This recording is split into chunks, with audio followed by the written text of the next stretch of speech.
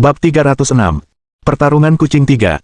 Saat Berengar sedang berperang, ada satu orang di Kufstein yang bekerja sangat keras untuk menggantikan raja yang tidak hadir. Orang ini adalah Kanselir Otto von Gratz. Setelah kekacauan dengan Liutbart, Berengar telah memilih orang lain untuk bertindak sebagai kanselir. Namun, pria ini benar-benar gagal memenuhi tugasnya.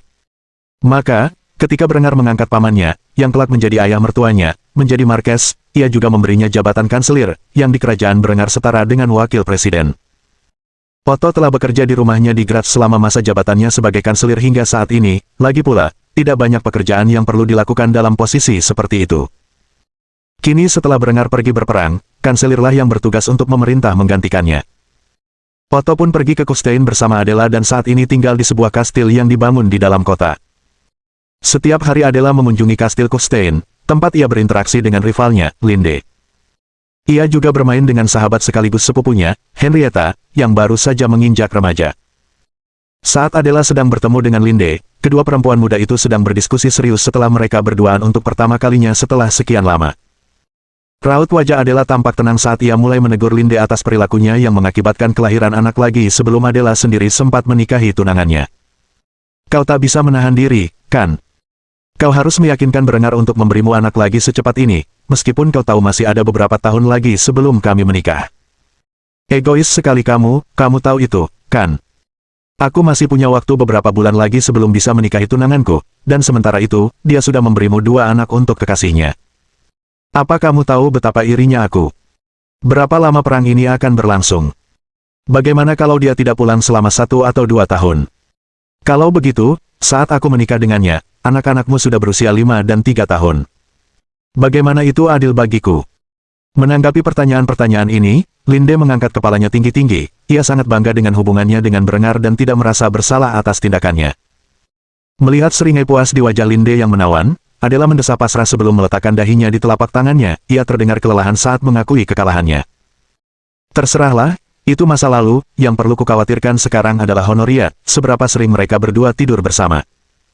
Apa aku perlu khawatir anak haram lain akan lahir sebelum anakku sendiri? Sebutan bajingan itu sangat menyakitkan Linde, namun, ia menyimpannya untuk dirinya sendiri. Sebaliknya, senyum licik tersungging di bibir si cantik bak bidadari saat ia memikirkan pertanyaan yang diajukan Adela. Karena itu, Linde memutuskan untuk menghukum tunangan kecilnya atas ucapannya yang kejam. Hal ini tak luput dari perhatian gadis cerdik itu, yang mengira raut wajah Linde yang angkuh itu pertanda ia mengetahui sesuatu yang penting. Oleh karena itu, tatapan dingin terpancar di mata biru safir Adela saat ia menatap Linde dengan ekspresi tegas. Apa yang tidak kau ceritakan padaku? Linde tahu berapa banyak malam yang dihabiskan Berengar bersama Honoria. Sejak ulang tahunnya hampir setengah tahun yang lalu, pria itu selalu menuntut kedua wanitanya untuk berbagi tempat tidur dengannya secara bersamaan. Karena itu, tidak ada momen intim antara Berengar dan Honoria yang tidak diketahui oleh mata-mata veteran itu, setidaknya dalam sejarah baru-baru ini. Dengan mengingat hal ini, Linde memutuskan untuk bermain dengan tunangan Berengar, yang menurutnya tidak lebih dari seorang gadis kecil yang naif. Melihat reaksi Adela terhadap pesta pora yang dilakukan Berengar dengan kedua kekasihnya setiap malam setidaknya akan menghibur wanita muda itu. Aku tidak akan khawatir tentang itu jika aku jadi kamu. Berengar tidak melakukan apapun yang bisa membuat gadis itu hamil. Jawaban ini membingungkan Adela, karena ia masih muda dan polos, dan tidak tahu bahwa 3 orang bisa berbagi tempat tidur, atau bagaimana seseorang bisa berhubungan seks tanpa risiko kehamilan. Yang ia ketahui tentang prokreasi hanyalah detail-detail kecil yang diceritakan orang tuanya, yang tidak lebih dari sekadar biologi dasar. Karena itu, tunangan muda itu menanyakan pertanyaan itu dalam benaknya dengan marah. Bagaimana mungkin kamu tahu hal itu? Mendengar ini, Linde hanya tersenyum sebelum mendekati gadis itu dan membisikkan detail-detail mengerikan tentang bagaimana ia dan Honoria melayani Berengar setiap malam. Tak lama kemudian, wajah manis Adela memerah karena malu. Sekeras apapun Linde berkata, ia tak kuasa menahan rasa penasaran. Setelah beberapa menit menjelaskan permainan malamnya yang biasa dengan tuannya, Linde melepaskan diri dari gadis itu dengan ekspresi puas. Penampilan Adela yang malu dan terkejut terlalu manis, dan Linde berniat menikmati setiap detiknya. Adela butuh beberapa saat untuk menemukan kata-kata yang tepat untuk menegur Linde. Awalnya, ia tergagap sebelum akhirnya merangkai kata-kata untuk menegur perempuan jalan di hadapannya. Dasar mesum. Kau gila. Mana mungkin Berengar tega berbuat begitu? Kau pasti bohong. Namun, Linde terkikik menanggapi reaksi polos Adela. Baginya, ini adalah bentuk balas dendam terbaik atas apa yang dikatakan gadis kecil itu tentang anak-anaknya sebelumnya. Karena itu, ia menanggapi Adela dengan nada penuh kasih sayang. Aku yakin setelah malam pernikahanmu, dia akan menekanmu untuk ikut bersenang-senang. Aku tak sabar menunggu hari itu tiba, adikku. Begitu Adela mendengar kata-kata itu, ia langsung cemberut dan menolak pernyataan Linde. Mustahil baginya untuk tidur dengan Berengar dan kedua kekasihnya. Sungguh mustahil. Aku tidak akan pernah melakukan hal seperti itu, bahkan jika Berengar memintanya. Itu salah, dengan begitu banyak alasan, bagaimana mungkin kau bisa hidup begitu berdosa? Apa kau tidak takut Tuhan akan menghukummu? Membayangkan kau tega menyeret Berengar ke dalam kekotoran seperti itu bersamamu. Komentar ini justru membuat Linde semakin tertawa. Pernyataan ini terlalu lucu baginya, karenanya, ia tertawa terbahak-bahak hingga hampir pingsan. Setelah lebih dari 30 detik tertawa, perempuan muda itu akhirnya mulai tenang dan menyeka air matanya. Adela, tentu saja, sangat marah dengan tanggapan ini dan menggertakkan giginya sambil mengepalkan tangannya saat dia berusaha menahan amarah batinnya ketika dia bertanya tentang reaksi Linde yang keterlaluan. Apa yang lucu? Mendengar hal ini, Linde mendesah sebelum memberitahu Adela tentang kenyataan. Bukan saya yang menyarankan hal seperti itu sejak awal. Adela terkejut, kalau bukan Linde, pasti Honoria. Namun, Adela tidak langsung menyalahkan sang putri muda. Ia justru menanyakan identitas orang cabul yang pertama kali merencanakan perilaku jahat tersebut. Lalu siapa orangnya? Linde berusaha menahan tawanya saat dia mengantisipasi ekspresi Adela saat mendengar informasi selanjutnya. Yah, Berengar memang sempat bercanda soal ide itu beberapa kali kepadaku, tapi akhirnya Honoria lah yang punya ide untuk memberinya hadiah ulang tahun seperti itu. Awalnya aku ragu, tapi ternyata pengalamannya cukup menyenangkan. Aku yakin kau akan segera bergabung dengan kami. Lagi pula, aku tahu kau penasaran, betapapun kau protes. Setelah mengatakan itu, Linde berjalan melewati Adela, menepuk bahunya sebelum meninggalkan ruangan dalam diam. Dengan begitu, ia meninggalkan Adela sendirian tanpa apapun kecuali imajinasinya tentang situasi di mana ia, Linde, Honoria, dan Berengar berpelukan. Semakin Adela memikirkannya, semakin mati rasa pikirannya hingga akhirnya ia tersadar dari linglungnya. Saat itu, tunangan kecilnya bersumpah pada dirinya sendiri sambil mengutuk Linde dengan suara pelan. Aku tidak akan pernah membiarkan hal seperti itu terjadi, lihat saja nanti, Jalang. Setelah mengatakan ini, Adela pun meninggalkan ruangan, namun, tidak seperti Linde yang pergi dengan gaya, Adela keluar dengan amarah, ia tak percaya Berengar telah jatuh ke dalam kebejatan seperti itu. Karena itu, ia bertekad untuk membawa Berengar kembali ke jalan terang. Apakah ia akan mengajari pria itu, mencintai kesalahannya, atau jatuh ke dalam kebejatan yang ia benci, masih harus dilihat. Bab 307. Penjarahan berlebihan. Setelah berhasil menyerbu kapal dagang Venesia, Honoria dan awaknya mulai berlayar menuju Trieste.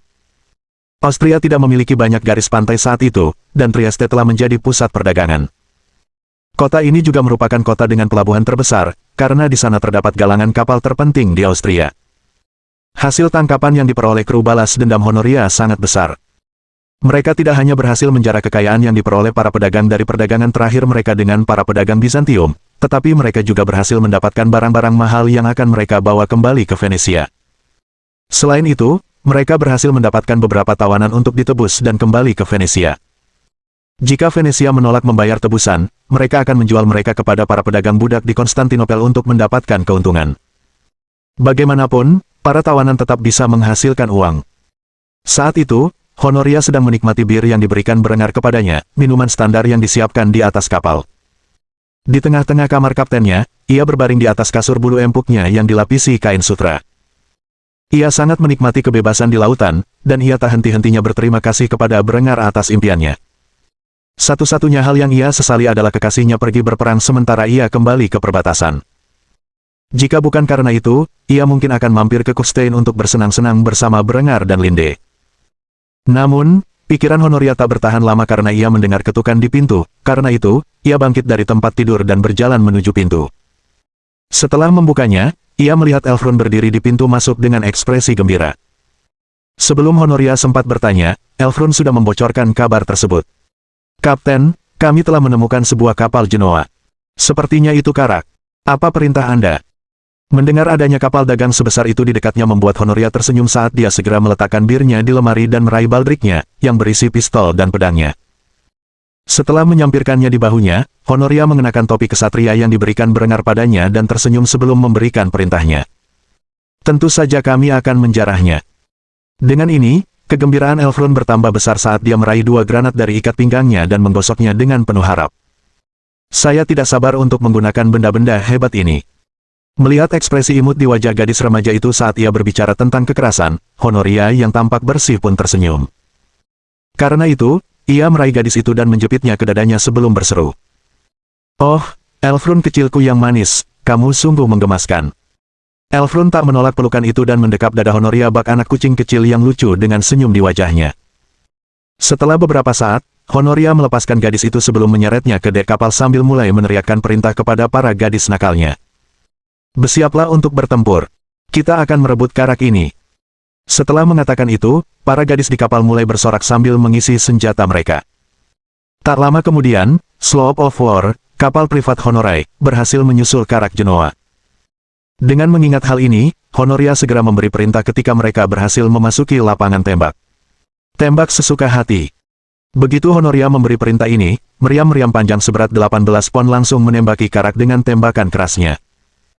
Mereka tidak bermaksud melumpuhkan atau meledakkan kapal ini, karak adalah kapal perkasa yang mampu berlayar dari Mediterania ke Baltik, dan karenanya, kapal ini sangat berharga. Jika mereka berhasil merebut dan memperbaikinya, mereka dapat menjualnya kepada Bizantium atau Granada dengan harga yang cukup besar. Dengan mengingat hal ini, meriam-meriam itu menembakkan bola-bola meriam padat mereka ke kapal musuh.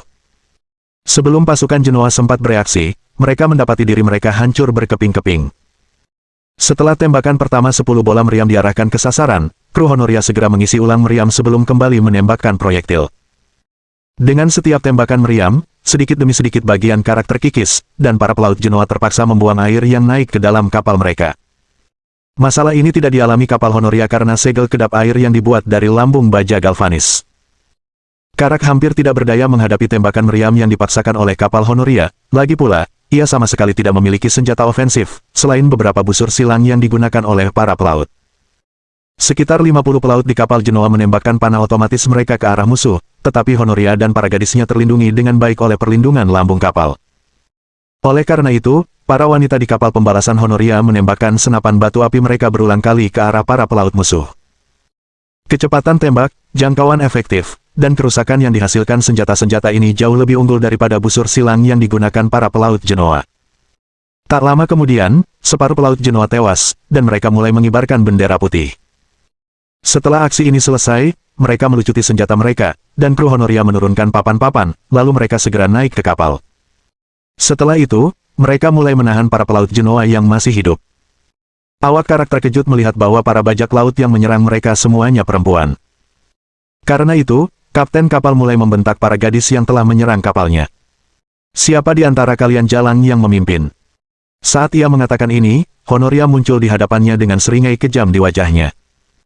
Ia menendang perut pria itu sebagai tanggapan atas pernyataannya sebelum memberitahukan statusnya.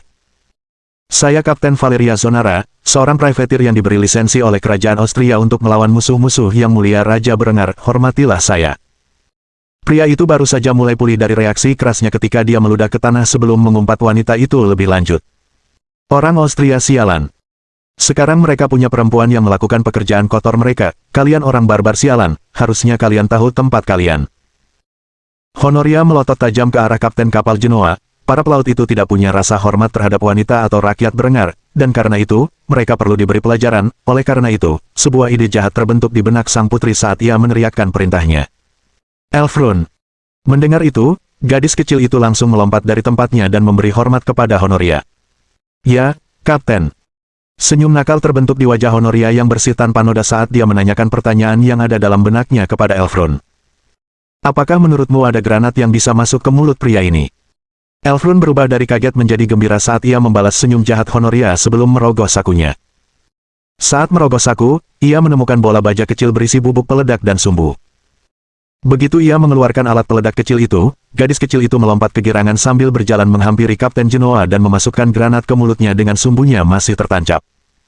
Setelah itu, ia menatap Honoria, yang mengangguk sebagai jawaban. Melihat hal ini, Elfrun menyalakan sumbunya dengan korek api sebelum mundur dari zona ledakan. Mata sang kapten terbelalak lebar saat ia mencoba berteriak minta tolong, tetapi sia-sia. Granat itu tersangkut di antara rahangnya, dan ia tak bisa segera meludahkannya, begitu pula teriakan minta tolongnya tak sampai ke telinga rekan-rekannya yang terikat di dekatnya. Menyaksikan pemandangan mengerikan itu, para pelaut Genoa mulai berteriak agar Honoria berhenti. Kasihanilah dia. Tolong tunjukkan belas kasihan padanya. Untungnya sumbunya adalah korek api yang dinyalakan perlahan. Kalau tidak, kepala pria itu pasti sudah meledak sekarang. Karena itu, Honoria melirik Elfrun sebelum mengajukan pertanyaan yang ada di benaknya. Bagaimana menurutmu? Haruskah kita menunjukkan belas kasihan? Mendengar itu, gadis kecil itu mulai cemberut, ia ingin melihat kepala pria itu meledak, tentu saja demi alasan ilmiah. Namun, setelah dipikir-pikir, gadis itu merasa itu mungkin terlalu kejam dan menarik granat dari mulut pria itu sebelum melemparkannya ke laut. Setelah melakukannya, Elfrun menyadari bahwa pria itu benar-benar memompol karena takut, dan karena itu, gadis itu merasa jijik sebelum berjalan kembali ke sisi Honoria. Kapten Genoa itu butuh beberapa saat untuk tersadar sebelum ia menatap Honoria seolah-olah wanita itu adalah iblis.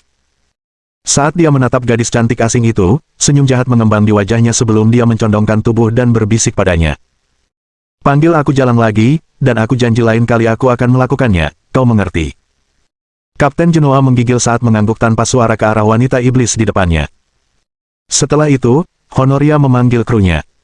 Kalian tahu aturannya, masukkan mereka ke dalam brig, dan rampas semua yang ada di kapal. Apapun yang tidak bisa kita tinggalkan di kapal, lagi pula, kita akan berlayar ke pelabuhan.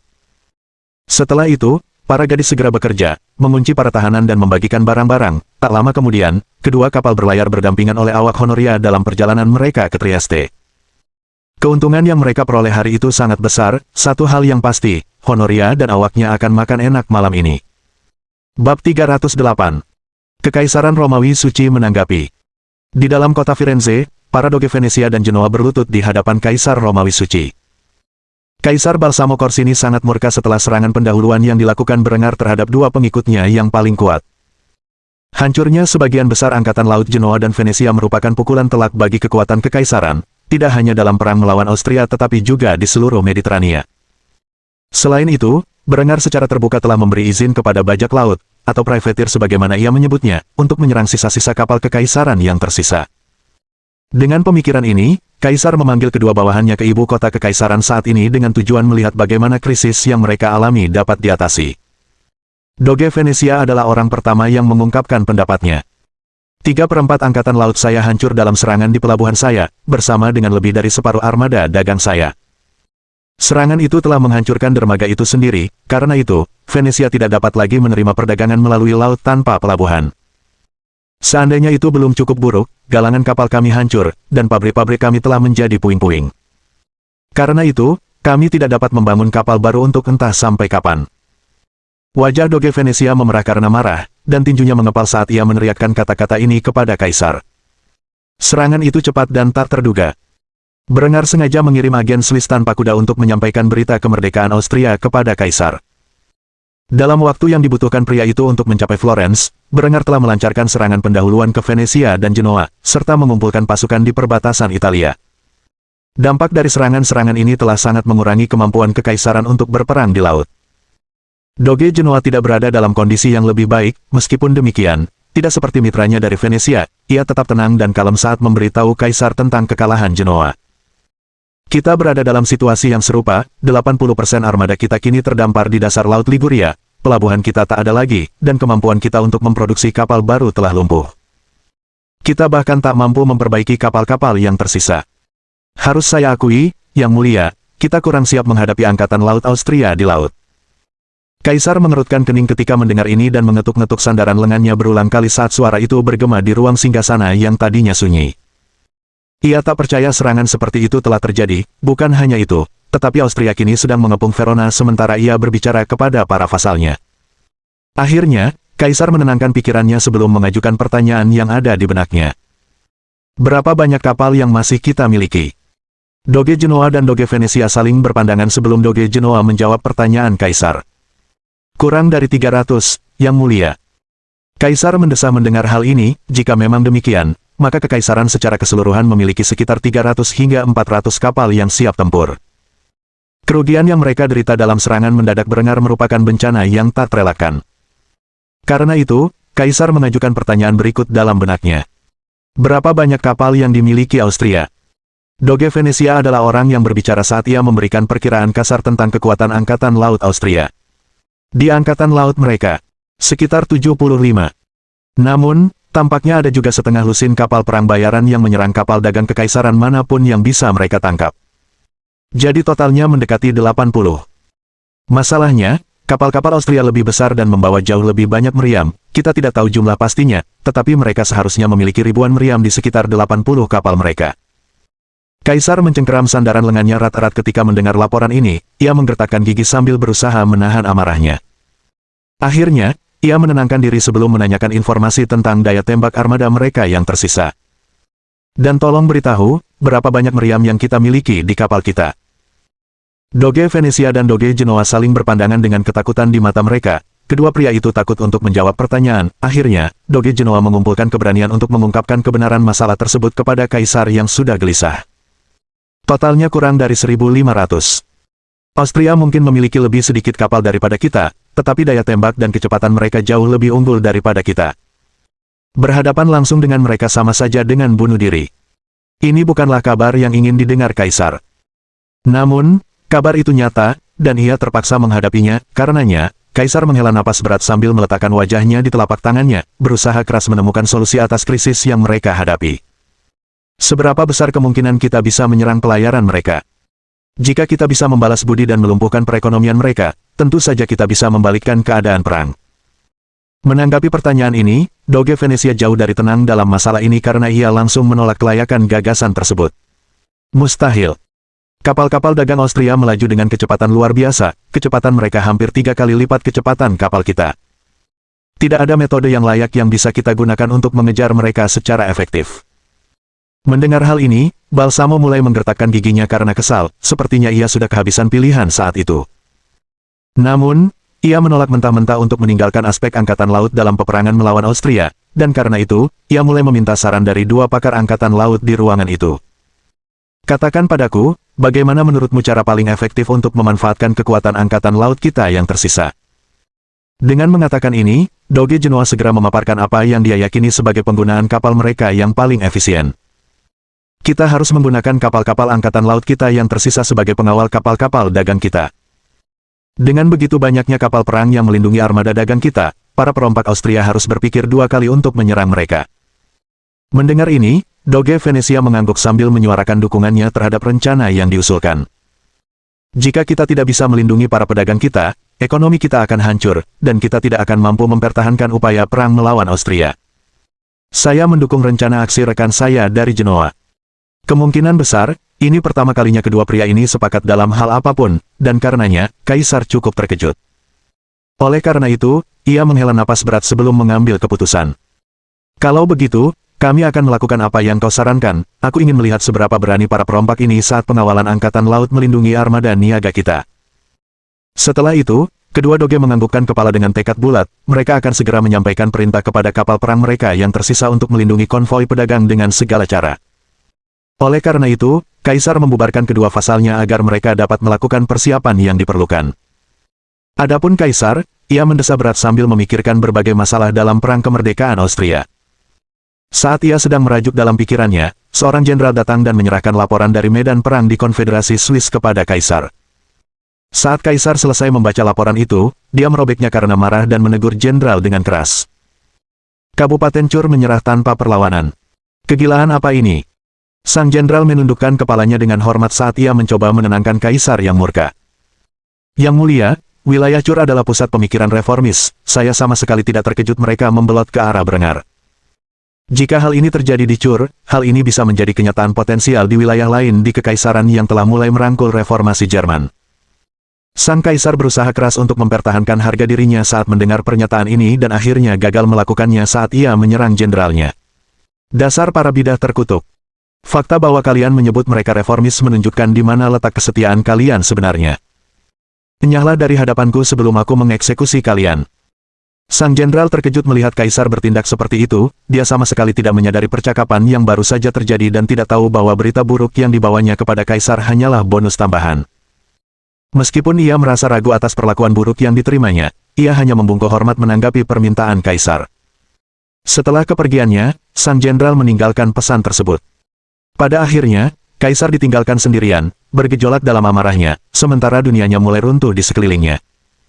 Kenyataannya, dengan separuh kekaisaran yang sudah dilanda konflik, Kaisar belum siap berperang dengan Austria. Italia belum mengerahkan seluruh pasukannya, dan 50.000 tentara Austria sudah mengepung Verona. Saat Italia dapat mengerahkan pasukannya untuk melawan ancaman tersebut, separuh wilayah Italia Utara kemungkinan besar telah direbut oleh tentara kerajaan Austria. Kaisar mungkin mudah marah, tetapi ia tahu betul bahwa jika ia bertemu pasukan Austria di medan perang, hanya kematian yang menantinya dan pasukannya. Dengan pemikiran ini, Kaisar mulai menyusun rencana untuk memperlambat laju Austria dan memberinya waktu yang diperlukan untuk membangun pasukan yang cukup besar guna melawan invasi Austria ke Italia. Bab 309. Demi Raja dan Tanah Air. Berengar terbangun oleh gema tembakan meriam yang menggelegar dari perkemahannya. Senjata-senjata itu meletus begitu matahari terbit di langit kota Verona.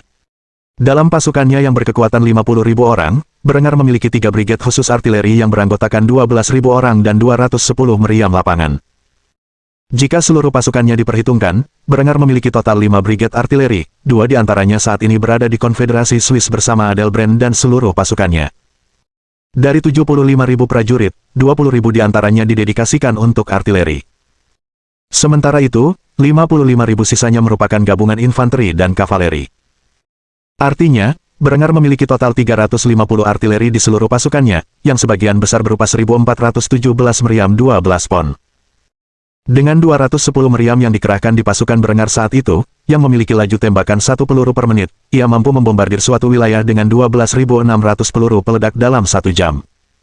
Akibatnya, tembok kota Verona runtuh bahkan sebelum penduduk yang tinggal di dalamnya sempat sarapan. Saat tembok utara runtuh ke tanah akibat bombardir dahsyat, Berengar berdiri di antara pasukannya, mengenakan baju zirah hitam berlapis emas 3/4-nya. Ia memegang burgonet di bawah lengannya sambil berbicara kepada para prajuritnya yang berkumpul di lapangan. Wahai orang-orang Austria, kita punya banyak tujuan, di sini, di Italia, dan itu bukan sekadar memaksa Kaisar mengakui kemerdekaan tanah air. Dengan perang ini, kita telah diberi kesempatan untuk memperluas kekayaan dan kemakmuran rakyat kita. Di kota ini, dan setiap kota seperti ini di Italia Utara, tersimpan segudang kekayaan yang hanya sedikit negara yang pernah mengumpulkannya. Ada emas, ada perak, dan kami akan merebut semuanya. Kini, aturan perang saya masih berlaku, untuk kalian semua. Namun, yang saya minta dari Anda, di Verona hari ini, adalah menjara setiap barang berharga dari kota ini, dan membawanya kembali ke Austria. Kita akan melebur perak dan emasnya menjadi mata uang kita, dan merangsang pertumbuhan ekonomi kita, yang sudah mulai stagnan. Siapapun yang mencoba menghentikan tindakanmu harus dianggap musuh, dan harus diperlakukan seperti itu. Tuhan beserta kita. Saat Berengar menyelesaikan pidatonya yang penuh semangat, pasukan sebanyak 50.000 prajurit yang berkumpul di sekitarnya mulai meneriakkan seruan perang mereka. Tuhan beserta kita, Tuhan beserta kita, Tuhan beserta kita. Setelah mengucapkan kata-kata ini, Berengar meletakkan burgonetnya di atas kepalanya dan menghunus pedangnya sebelum memimpin serangan ke reruntuhan yang dulunya merupakan tembok utara kota. Saat ia menyerbu ke tengah pertempuran, ia melihat ribuan prajurit bertahan berkumpul di antara reruntuhan, bersiap mengorbankan nyawa mereka demi mempertahankan kota dan penduduknya. Berengar pun berhenti dan membiarkan para prajuritnya membentuk barisan, di mana satu batalion grenadier melepaskan tembakan ke arah kerumunan. Saat mereka melakukannya, proyektil-proyektil timah itu melesat ke bawah dan mengenai orang-orang yang telah berkumpul di hadapan mereka, menembus baju zirah besi mereka seolah-olah pisau menembus mentega, dan dengan itu baju zirah mereka berubah menjadi saringan berdarah. Untuk ukuran yang baik, para grenadier mengikuti serangan itu dengan melemparkan granat mereka ke arah musuh. Setelah 1000 granat meledak, granat-granat yang tersisa hancur berkeping-keping bersama dengan rekan-rekan mereka yang gugur atau berada dalam kondisi tidak layak tempur. Dalam hitungan detik, satu-satunya yang menghalangi jalan Austria telah dikalahkan telak. Menanggapi hal ini, batalion yang telah melepaskan tembakan mengisi ulang senjata mereka, sementara batalion infanteri lainnya bergegas masuk ke medan pertempuran. Berengar berdiri di antara para grenadiernya sambil membiarkan mereka mengisi ulang senjata mereka dalam hitungan detik dengan tabung pengisian cepat mereka. Setelah itu, mereka maju melewati tumpukan mayat yang termutilasi dan memasuki kota Verona, tempat pemandangan kacau itu terlihat jelas. Sementara pasukan bernegar didisiplinkan secara ketat, sampai pada titik di mana membunuh atau memperkosa warga sipil benar-benar dilarang, mereka diperintahkan untuk mengacak-acak kota, dan karenanya, mereka berperilaku seperti gerombolan orang barbar. Mendobrak pintu-pintu, dan mengobrak-abrik rumah-rumah untuk mencari barang berharga. Beberapa warga yang berani melawan akhirnya ditembak mati, atau ditusuk dengan bayonet. Di masa yang kacau ini, penduduk Verona mendapati diri mereka menatap ngeri saat kota mereka dicabik-cabik oleh gerombolan tentara Austria. Berengar secara pribadi memimpin pasukannya ke area yang ia tahu menyimpan kekayaan paling besar, yaitu katedral kota. Ketika ia mendobrak pintu gereja, para pendeta dan warga yang berlindung di dalamnya menatap pasukan Austria dengan ngeri, seolah-olah mereka adalah orang-orang barbar yang sama yang menghancurkan Roma berabad-abad yang lalu. Pendeta itu segera menghampiri Berengar dan menghalangi jalannya saat ia memasuki gedung itu, sambil memegang salib di wajahnya dan menyatakan bahwa katedral itu tidak dapat diserang. Ini tanah suci, kalian setan tidak boleh ada di sini, kembalilah atau hadapi murka Tuhan. Di leher pendeta ini terdapat salib emas senilai sejumlah besar uang, dan Berengar menatap mereka dengan senyum licik sebelum mencengkeram kalung itu. Sambil melakukannya, ia menatap mata pendeta itu dan mengejeknya. Tenang saja, aku di sini bukan untuk kehidupan kalian yang tidak berharga, aku hanya untuk kekayaan yang kalian timbun dari gereja. Setelah berkata demikian, Berengar merobek salib emas dari leher sang pendeta sebelum menjatuhkannya dengan pukulan keras. Sarung tangan baja di tangan Berengar membantu mencapai efek yang diinginkan. Saat sang pendeta jatuh ke tanah, Berengar menangkapnya, memastikan tengkoraknya tidak retak di bangku kayu, dan dengan lembut membaringkannya ke tanah. Saat dia melakukannya, kerumunan warga sipil menjerit ngeri, tetapi Berengar mengabaikan mereka dan memerintahkan pasukan grenadiernya untuk merampas kekayaan katedral. Ambil semua yang berharga, dan biarkan orang-orang itu kecuali mereka mencoba membunuhmu dan tidak menyakiti mereka. Setelah mengatakan ini, tentara Austria mulai merobohkan salib-salib, menyembunyikan piala-piala, dan bahkan merobohkan patung emas Kristus sendiri, sebelum membawanya pergi. Setelah semua barang berharga dari gereja disita, Berengar dan pasukannya meninggalkan katedral dalam keadaan kosong, sementara warga sipil di dalamnya menangis terseduh-seduh seperti anak kecil. Tak butuh waktu lama bagi pasukan berkekuatan 50.000 orang untuk menjara segala harta berharga di kota Verona, dan mereka telah menjungkir-balikkan kota itu dalam prosesnya. Setelah memperoleh setiap keping emas dan perak, dan memindahkannya ke tumpukan raksasa di luar kota, Berengar berdiri di hadapan pasukannya dan memandangi kekayaan yang telah disimpan Verona. Senyum sinis tersungging di wajah raja muda itu saat ia menyaksikan rampasan perang. Namun, itu belum cukup, hadiah sesungguhnya ada di kota Florence, karena di sana terdapat keluarga bankir yang luar biasa kaya, yang kekayaannya bahkan menyaingi Berengar. Keluarga ini belum menjadi bangsawan, namun mereka memiliki cukup kekayaan untuk membiayai musuh-musuh Berengar, yaitu seluruh gereja Katolik. Tujuan sejati Berengar dalam perang ini bukanlah sesuatu yang sesederhana kemerdekaan, melainkan untuk merampas setiap emas dan perak yang disimpan Medici, dan melumpuhkan kemampuan Vatikan untuk membiayai perang salib melawannya. Kemerdekaan Austria dan pembentukan kerajaan Italia Utara yang terpisah sebagai protektorat di bawah kedaulatannya merupakan hal sekunder setelah memperoleh kekayaan besar keluarga Medici. Namun, itu semua adalah rencana untuk waktu dekat, karena untuk saat ini, Berengar memiliki pemikiran lain. Karena itu dia menyampaikan pidato penuh semangat kepada pasukannya saat mereka menatap kekayaan yang telah mereka peroleh dari Venesia dengan keserakahan. Siapapun di antara kalian yang, karena suatu saat lemah, menyimpan rampasan perang ini, majulah dan tambahkan ketumpukan itu, dan aku akan memberimu kekebalan hukum. Aku tahu isi hati manusia, aku juga punya naluri untuk menimbun tumpukan emas ini di suatu sudut Austria, tak pernah membiarkannya melihat cahaya matahari. Namun, keyakinan saya cukup kuat untuk memanfaatkan setiap jengkal kekayaan yang kita peroleh di hari ini, dan dalam kampanye kita di Italia ke depannya, untuk satu tujuan. Mencetak mata uang. Saya tidak akan berbohong, kerajaan kita sedang menghadapi stagnasi ekonomi, tidak ada cukup emas dan perak untuk semua orang, untuk mengisi kantong rakyat Austria yang bekerja setiap hari demi masa depan yang lebih baik. Kekayaan ini bukan untuk kekayaan pribadi saya, melainkan untuk kemakmuran seluruh warga Austria. Jadi, bagi kalian yang telah menyimpan sebagian harta yang kalian temukan di kota ini, saya mohon sekali lagi untuk maju dan menambahkannya ke dalam tumpukan, jika bukan untuk diri kalian sendiri, maka untuk kebaikan kerajaan. Hening sejenak hingga seorang pria, khususnya, melangkah maju. Pria ini adalah Kapten Arnold, seorang pria yang dihormati oleh para prajurit di bawah komandonya. Seperti yang dikatakan Berengar, saat ia merasa lemah, ia menyembunyikan sebuah kantong kecil berisi koin emas di dalam kotak ikat pinggangnya. Setelah orang itu mengosongkan kantung koin-koin itu ke dalam tumpukan besar, tak lama kemudian orang-orang lain mengikuti jejaknya dan mengosongkan kekayaan tersembunyi mereka ke dalam tumpukan itu. Tak lama kemudian lebih dari separuh pasukan telah melakukannya hingga tak ada satupun harta karun yang hilang di tangan para prajuritnya.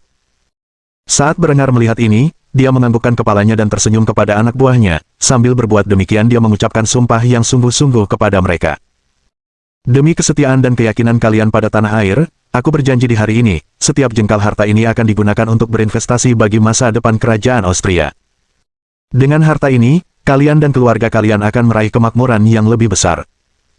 Jangan salah, kalian semua akan menikmati bagian yang adil dari rampasan perang ini.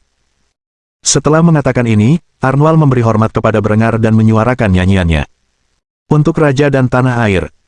Setelah berkata demikian, seluruh pasukan mengulangi kata-kata itu serempak. Setelah pidato ini selesai, Berengar mencatat setiap harta karun yang terkumpul dalam tumpukan tersebut, lalu mengirim konvoi yang terdiri dari 5.000 orang untuk memastikan harta karun tersebut dikembalikan dengan selamat ke kas kerajaan Austria. Berengar akan menepati janjinya, dan memanfaatkan cadangan emas dan perak yang melimpah dengan meleburnya menjadi mata uang murni yang telah ia ciptakan. Dengan demikian, ia berhasil menghentikan sementara masalah stagnasi ekonomi yang sedang dihadapinya, dan dengan demikian membawa kemakmuran yang lebih besar bagi seluruh Austria. Bab 310. Menjual barang curian. Setelah Honoria dan awaknya menyerang dan menjara 2 kapal kekaisaran, mereka segera menuju pelabuhan Trieste. Trieste dengan cepat menjadi pusat perdagangan penting di Austria, karena merupakan pelabuhan terbesar di wilayah tersebut. Setelah berlayar beberapa hari, Honoria dan krunya akhirnya tiba di kota, tempat mereka berniat menjual hasil rampasan mereka dengan harga yang pantas. Oleh karena itu, Honoria, ditemani Melissa dan Elfrun, turun dari kapal dan mulai mencari pembeli yang tepat di pasar. Awak kapal lainnya sedang menunggu di atas kapal yang menjaga para tahanan, menunggu bayaran mereka agar bisa beristirahat sejenak. Setelah berjalan-jalan di pasar-pasar Trieste selama beberapa waktu, Honoria bertemu dengan seorang pedagang tekstil. Pedagang Granada itu tercengang melihat sekelompok perempuan bercelana panjang dan berikat pinggang senjata berjalan-jalan di pasar Trieste. Naluri pertamanya adalah mengabaikan ketiga perempuan itu. Untungnya, mereka mulai mendekati pedagang itu, dan karena itu, ia menghela napas sebelum memasang wajah ramah. Apa yang bisa saya bantu? Dengan mengingat hal ini, Honoria mengeluarkan 2 manifest pengiriman yang telah disitanya dari kapal-kapal kekaisaran. Kami punya barang-barang ini untuk dijual, saya yakin Anda mungkin tertarik dengan barang dagangan kami. Pedagang itu memeriksa barang-barang yang tercantum dalam manifest. Awalnya, ia tampak lesu, tetapi ketika ia mengamati isinya, mata gelapnya segera berbinar penuh keserakahan. Barang-barang dalam manifest ini adalah sutra Bizantium dan katun India dengan kualitas terbaik. Tidak mudah bagi seorang pedagang dari Granada seperti dirinya untuk mendapatkan barang-barang seperti itu, dan karena itu, ia sangat tertarik untuk membawa bahan-bahan tersebut kembali ke Emirat untuk dijual demi keuntungan. Tentu saja, sutra dan katun bukan satu-satunya barang yang menarik minatnya, pewarna ungu adalah yang paling menarik dari semua barang yang ditawarkan para perempuan itu. Setelah memikirkannya beberapa saat, sang pedagang mulai bertanya tentang asal-usul bahan-bahan bagus tersebut. Dari mana kamu mendapatkan barang-barang seindah itu? Jika barang-barang ini dicuri, hal itu bisa menimbulkan kesulitan bagi pria itu, dan dilihat dari pakaian yang dikenakan para wanita itu, kemungkinan besar mereka bukan pedagang. Namun, yang mengejutkan pria itu, Honoria mengeluarkan sepucuk surat dan menyerahkannya kepada pria itu. Potongan perkamen ini adalah surat mark dan surat balasan yang ditandatangani Berengar, yang mengizinkan Honoria untuk melakukan pembajakan terhadap musuh-musuh kerajaan Austria. Saat itu, istilah privateer telah menjadi sangat terkenal di kalangan pedagang Mediterania. Penerapan privateering oleh Berengar merupakan tindakan yang dikritik keras oleh berbagai negara yang memiliki garis pantai di wilayah tersebut. Meskipun ada protes-protes ini, banyak pedagang bersedia membeli barang-barang tersebut karena dapat dijual kembali dengan harga yang jauh lebih tinggi di negara asal mereka. Oleh karena itu, sang pedagang sama sekali tidak ragu untuk membeli barang-barang tersebut, justru, ia diuntungkan karena para perempuan itu memintanya untuk mengamankan keuntungan haram mereka. Setelah mempertimbangkannya beberapa saat, pria itu mengangkat 2 jari untuk menentukan harga barang-barang tersebut. Saya akan membayar 10.000 taler Austria untuk kapas dan sutra, sedangkan untuk pewarna ungu, saya sangat tertarik, tetapi biayanya bisa dinegosiasikan. Setelah mendengar tawaran pedagang, Honoria mendiskusikan biayanya dengan awak kapalnya. Saya rasa ini tawaran yang bagus, jumlahnya cukup besar, dan harganya sedikit di bawah harga pasar. Lagi pula, pedagang harus menjual kembali barangnya untuk mendapat untung. Soal pewarna ungu, kita punya 5 pon zat itu, dan pewarnanya bernilai 3 kali lipat berat emasnya, oleh karena itu, kita harus meminta gulden sebagai gantinya. Melissa mengangguk setuju, gulden digunakan untuk transaksi besar seperti ini, dan mereka sangat meragukan pedagang itu memiliki 107.143 taler Austria. Karena itu, ia segera menyetujui usulan Honoria. Setuju, gulden lebih baik untuk berdagang, jumlah pewarna yang kita miliki bernilai sekitar 1.530 gulden Austria. Ini sungguh keberuntungan. Kita harus meminta 1.500, agar dia masih bisa mendapat untung besar. Elfrun pada dasarnya tidak dilibatkan dalam percakapan, oleh karena itu, Honoria dan Melissa setuju untuk mengajukan penawaran mereka kepada pedagang Granada. Honoria memasang wajah percaya diri saat melakukannya. Tawaranku 1.500 gulden. Kalau kau tidak suka, aku yakin pedagang lain akan rela mati-matian demi kesempatan membeli stok pewarna ungu sebanyak itu dengan harga yang kutawarkan. Pedagang itu mengetahui nilai pasar dari benda yang sangat berharga tersebut, dan benda itu dapat dijual dengan harga yang jauh lebih tinggi di Granada daripada di Austria. Lagi pula hubungan antara Granada dan Bizantium sangatlah rumit, paling tidak, karena perdagangan antara kedua negara tersebut telah sangat menderita selama bertahun-tahun.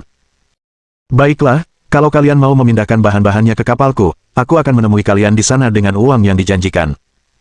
Senang berbisnis dengan kalian, gadis-gadis. Setelah mengatakan ini, pria itu memberi mereka informasi tentang tempat untuk bertemu, dan Honoria beserta yang lainnya kembali ke kapal mereka, tempat mereka mulai mengumpulkan sumber daya untuk perdagangan. Hanya dengan menjual tekstil dan pewarna, mereka telah meraup keuntungan yang substansial. Jika disetorkan ke Bank Nasional Austria, mereka dapat menarik nilai gulden Austria dalam mata uang thaler, sekitar 490 thaler Austria per gulden Austria. Tak lama kemudian, para anggota kru Honoria menyerahkan barang-barang tersebut dengan imbalan beberapa peti berisi thaler dan gulden Austria. Setelah menghitung dengan cermat barang-barang tersebut dan memeriksa apakah ada barang palsu, Honoria menerima transaksi tersebut. Setelah kembali ke slow perang yang dikenal sebagai balas dendam Honoria, para awak kapal berkumpul di sekitar peti-peti berisi koin-koin perak dan emas yang besar. Mereka tak percaya melihat tumpukan kekayaan itu. Kekayaan yang mereka miliki cukup untuk membeli rumah bangsawan bagi beberapa awak kapal dan pensiun dengan tenang. Namun, keserakahan adalah naluri alami manusia. Setelah melihat betapa banyak kekayaan yang mereka peroleh tanpa menderita korban jiwa, tak seorang pun perempuan di antara awak Honoria ingin pensiun setelah hanya 2 pertempuran.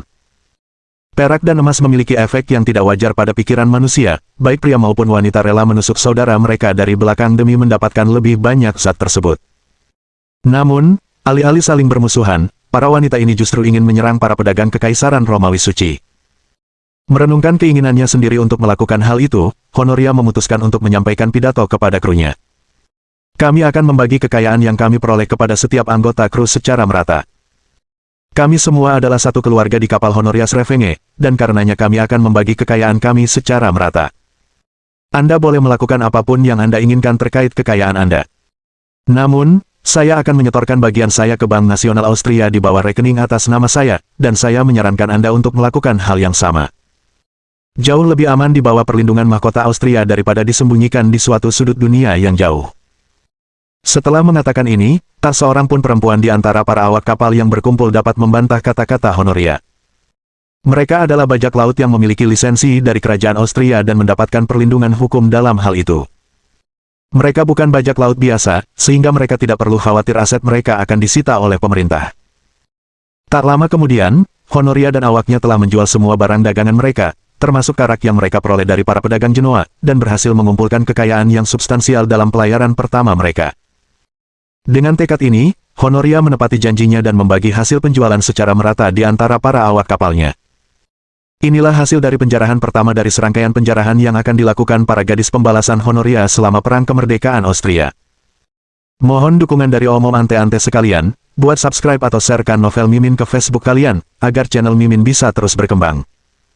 Dengan begitu, Mimin bisa lebih semangat untuk up novel seru lain ke depannya. Buat teman-teman yang sudah subscribe dan sharekan novel Mimin, Mimin ucapkan terima kasih sebanyak-banyaknya. Sekiranya teman-teman menghadapi masalah video diputar dalam bahasa Inggris, coba tukar kepada bahasa Indonesia original melalui cara ini. Semasa mendengarkan, pencet tombol setting di atas kanan video, pilih audio track dan tukar bahasa.